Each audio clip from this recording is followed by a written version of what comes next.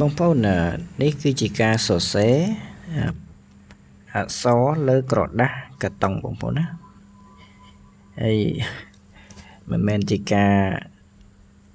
បង្រៀនទេបងប្អូនហើយគ្រាន់តែបង្ហាញពីការសរសេរហើយបងប្អូនខ្លះគាត់ជំនាញនៅក្នុងការសរសេរនៅលើក្រដាស់បែបនេះបងប្អូនខ្លះក៏លំបាកដែរមិនងាយស្រួលប្រហែលទេបើសិនជាយើងមិនធ្លាប់សរសេរឬក៏ថាធ្លាប់ដែរប៉ុន្តែយើងមិនចេះប្រើប្រាស់Word នៅក្នុងការសរសេរខ្ញុំមែនតើក៏មិនចេះដូចតែបងប្អូនដែរទេហើយគ្រាន់តែថាធ្លាប់ឆ្លាក់នៅលើក្រដាស់រាមក្រដាស់ A4 ហ្នឹងបងប្អូនហើយក្រដាស់សភៅអីធ្លាប់ខ្លះប៉ុន្តែការសរសេរដែលប្រើ Word តែម្ដងគឺកម្រសេណាយូរសេម្ដងហើយសរសេរទៅលើក្រដាស់ខៀនសេអីធម្មតាដែរទេបងប្អូនហើយនេះដូចបងប្អូនបានឃើញហើយគឺអក្សរខ្លះមើលទៅយើងទាញទំនងហើយរាងស្អាតហើយខ្លះទៀតគឺពិបាកមានន័យថាអត់ស្អាតទេបងប្អូនប៉ុន្តែគ្រាន់តែថាយើងជារួមទៅគឺយើងអាចមើលបានខ្លះអាចមើលបានហើយជាពិសេសគឺយើងហៅបើសិស្សតើសិស្សថ្នាក់ធំឬក៏ខ្ពស់ហើយអាចមើលបានប៉ុន្តែសម្រាប់សិស្សដែលនៅថ្នាក់យើងហៅថាចាប់ពីថ្នាក់ទី1ទី2ឬក៏ទី3ជាដើមតើតែមានការប្រាប់ប្រងឬក៏ការបង្រៀនដោយ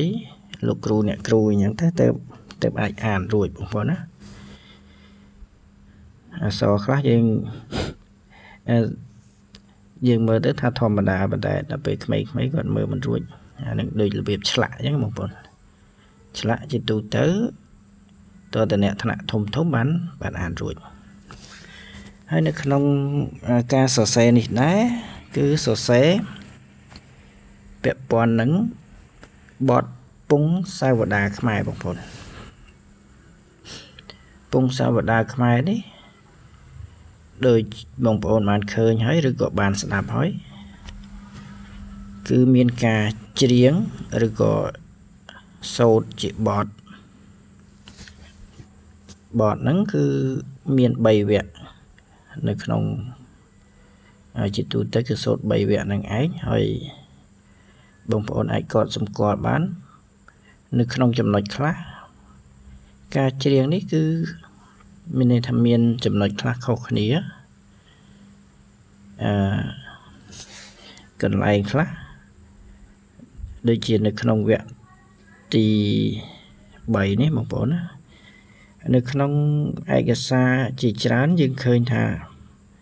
ត្រង់កន្លែងតាំងចិត្តនេះតាំងចិត្តឲ្យបងប្អូនមើលទៅក្នុងវគ្គទី3កន្លែងនេះគឺមានតាំងចិត្តឲ្យមាំហើយឯកសារខ្លះទៀតទៅតាំងចិត្តឲ្យធំបងប្អូនណាហើយភាគច្រើនឬក៏ថាស្ទើរតែប្រហែលគ្នាទេខ្លះ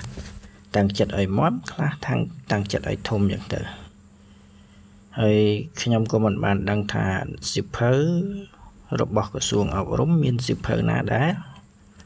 លបោះពុំបទនេះដើម្បីឲ្យសិស្សបានសូត្រហ្នឹងមានការឯកភាពគ្នាអត់ដឹងច្បាស់តែបងប្អូនណាដឹងជួយប្រាប់ផងសៀវភៅសម្រាប់ជាគោលសិក្សាសម្រាប់សិស្សបងប្អូនយើងអត់មានអីទេបងប្អូនហើយអរគុណណាបងប្អូនដែលបានទស្សនានៅវីដេអូនេះបងប្អូនណាហើយបទនេះមែនតើប្រសិនបងប្អូនចេះសូត្រព្រោះមែនតើបងប្អូន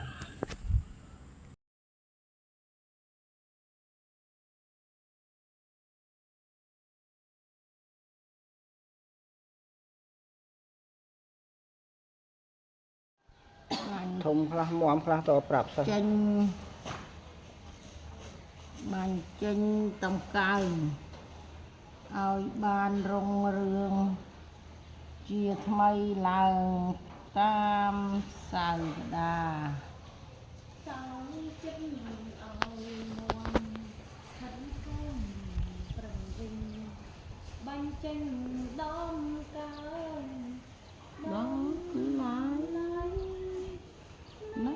ជាខ្មៅយើងឲ្យបានរួច ជាថ្មី តាមសាវតា តាំងតាំងតាំងតាំង មក